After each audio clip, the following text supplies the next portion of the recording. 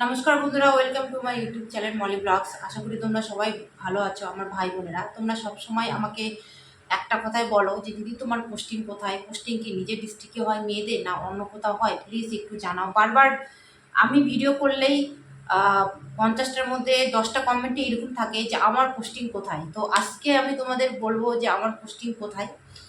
তো বন্ধুরা, আমাদের ট্রেনিং হয়েছে কসবাই, রায়গঞ্জ কসবাই, উত্তর দিনাজপুর। তারপরে আমাদের জানুয়ারির 9 তারিখ 5 তারিখে আমাদের পাসিং আউট করে আমাদেরকে 3 দিনের জন্য সিএল দিয়েছিল, মানে ছুটি দিয়েছিল। আমরা বাড়ি গেছিলাম সবাই ট্রেনিং করে। তো সবাই বাড়ি গিয়ে একটা বিশাল এনজয় করেছিলাম। তারপরে আমাদেরকে ডেপুটেশনে পাঠানো হয় ইসলামপুরে, মানে উত্তর দিনাজপুরের ইসলামপুর ইসলামপুর পুলিশ ডিস্ট্রিক্টে, মানে আমাদের ডিস্ট্রিক্টের 20 জন মেয়েকে এখানে পাঠায়। এবার আমাদের ডিস্ট্রিক্টে এখানে পাঠিয়েছে, বাকি যে অন্য ডিস্ট্রিক্ট অন্য তাদেরকে তাদের আশেপাশে ডিস্ট্রিক্টে পাঠিয়েছিল। তো আমাদের বাড়ি থেকে ইসলামপুর পাক্কা 6 থেকে 6.5 ঘন্টার রাস্তা। মানে আহ, খুব খুব বেশি বলবো না, খুব কমও বলবো না, মানে আমরা এমন জায়গায় আছি, একটা মিডিয়াম। আর তারপরে আমরা সেখানে জানুয়ারি 9 থেকে জানুয়ারি 31 তারিখ পর্যন্ত ডেপুটেশনে ছিলাম। তারপরে আমাদের সবার পোস্টিং লিস্ট বেরোলো।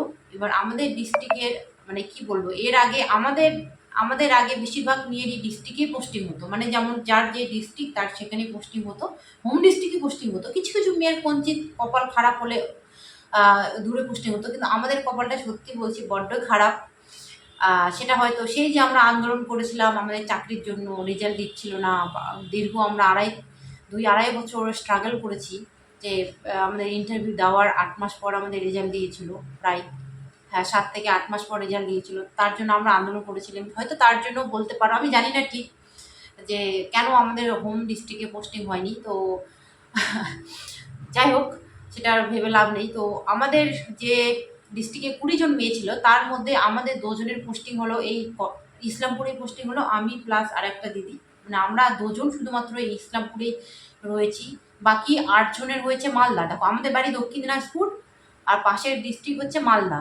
তো বাকি 8জনের হয়েছে মালদা, আর বাকি 8জন আর 2জন, বাকি যে 10জন ছিল তাদের সবার হয়েছে সাউথ বেঙ্গল। সাউথ বেঙ্গলের ব্যারাকপুরে হয়েছে, তারপরে হাওড়া হয়েছে, শিয়ালদা হয়েছে, একজনের শিয়ালদা জিআরপিতে হয়েছে। আর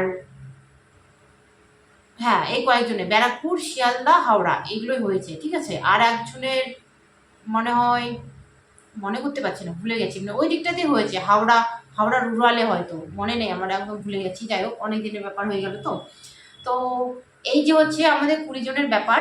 মানে এবার বাকি অন্য ডিস্ট্রিক্টের দেখো এবার কি হয়েছে, আলিপুরদুয়ার, কুচবিহার, এখানকার মেয়েগুলোকে তুলে নিয়ে গিয়ে ফেলেছে সাউথে, মানে ব্যারাকপুরে, হাওড়া, হুগলি। এবার বুঝতে পারছো কোথায় আলিপুরদুয়ার, কোচবিহার, জলপাইগুড়ি, আর কোথায় তোমাদের সাউথ বেঙ্গলের হাওড়া, হুগলি। মানে সেই তুলনায় বলতে গেলে, মানে তাদের হাওড়া কোথায় আলিপুরদুয়ার, কোচবিহার, তাদের তুলনায় বলতে গেলে মানে আমার পোস্টিং মোটামুটি ভালো হয়েছে।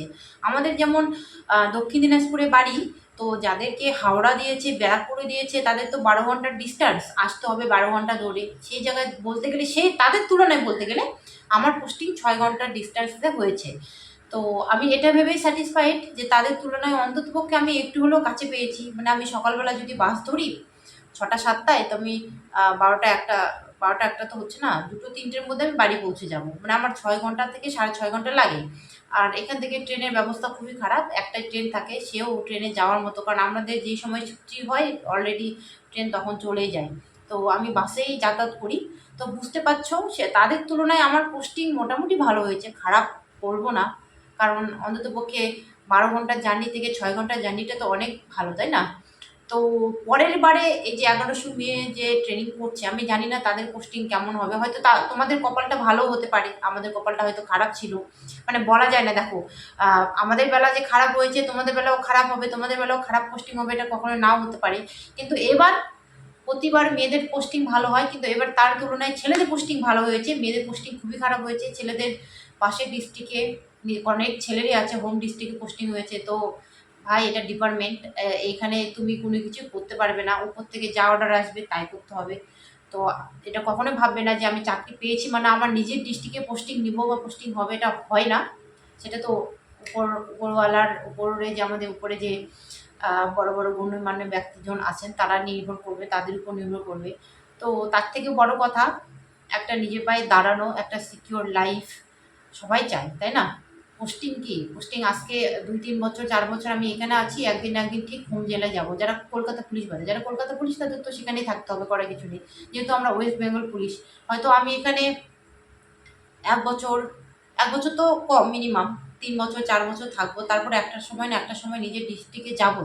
তো সেটা ভেবে লাভ নেই যে আমি বাড়ি থেকে দূরে আছি জন্য আমি চাকরি করতে পারবো না বা করবো না। একটা সময় ট্রেনিংয়ে গেলেই তুমি নিজে স্ট্রং হয়ে যাবে, ঠিক আছে? ট্রেনিংটা এমনই যে ট্রেনিং পিরিয়ডটা তোমাকে স্ট্রং বানিয়ে দিবে। সে শুধুমাত্র মেন্টালি না, সব দিক থেকে তোমাকে, শরীরের শারীরিক শক্তির দিক থেকে বলো, সব কিছুর দিক থেকে ট্রেনিংটা এইভাবেই তৈরি করা হয়েছে যে তোমাকে যেন তোমাকে স্ট্রং করে দেবে। তুমি একটা নর্মাল লাইফ থেকে তুমি একটা ডিফেন্স লাইফে আসছো নর্মাল। তখন দেখো, চাকরি পাওয়ার আগে তোমার লাইফস্টাইল আলাদা ছিল, চাকরি পাওয়ার পর তোমার লাইফস্টাইল আলাদা হয়ে যাবে। আমাকে যেমন অনেকেই বলে, আমি যখন এতদিন পর পর বাড়ি যাই, আমি মাসে 1-2বার করে বাড়ি যাই, বেশি বাড়ি যাই না। কারণ অনেকটা ডিস্টেন্স, তো কষ্ট হয় আমার যাতায়াত করতে। মোটামুটি যতটা পারি আসতে বলি মাকে এখানে। যেহেতু আমি পার্সোনাল রুম ভাড়া নিয়েছি, মানে আমি আমাদের এখানে ব্যারাক নেই মেয়েদের বলতে গেলে, তো আছে, সে ব্যারাকে আমি যাইনি। কারণ আমার ব্যারাক নিলে সেখানে অ্যালাউ নেই, ফ্যামিলি অ্যালাউ নেই। এবার আমার তো বুঝতে পারছো, মা বাবা এরা তো আসবেই। তো আমিও চাই যে ওরা আসুক একসাথে, যতটুকুই পারি, যতটুকুই আমি যদি বাড়ি নাও যেতে পারি, তারা আসবে, তারা এসে একসাথে থাকবো। তো আপাতত ব্যারাকে যাইনি। আমার সাথে আরেকটা দিদি আছে, আমরা দুজন মিলে রুম শেয়ার করেছি। মানে আমরা দুটো রুম নিয়েছি। ও একটা রুমে, আমি একটা রুমে, অ্যাটাচ পায়খানা, বাথরুম, রান্নাঘর, ডাইনিং, এইভাবেই আছি আমরা। তো ভালোই আছি, খারাপ নেই। সত্যি কথা বলতে মাঝে মধ্যে একটু মন খারাপ হয় বাড়ির জন্য, কিন্তু করার কিছু নেই।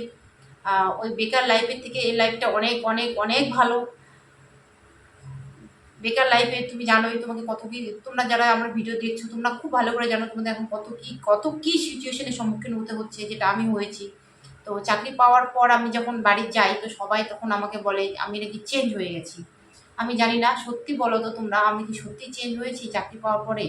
আর সবাই বলে যে চাকরি পাওয়ার পরে তুই তো অনেক চেঞ্জ হয়ে গেছিস, বা তুমি অনেক চেঞ্জ হয়ে গেছো। কি আমি বুঝতে পারছি না আমি কি চেঞ্জ হয়েছি। আমি যেমন আগে ছিলাম নর্মাল, আমার মধ্যে, আমি সত্যি বলতে কোনো দিন কোনো কিছু নিয়ে অহংকার করিনি, এখনও করার চেষ্টা করি না। আগেও আমি, হ্যাঁ হয়তো আমি আগে তোমাদের ভিডিও বেশি দিতাম, কিন্তু এখন কম ভিডিও দিই, কারণ এখন টাইম পাই না।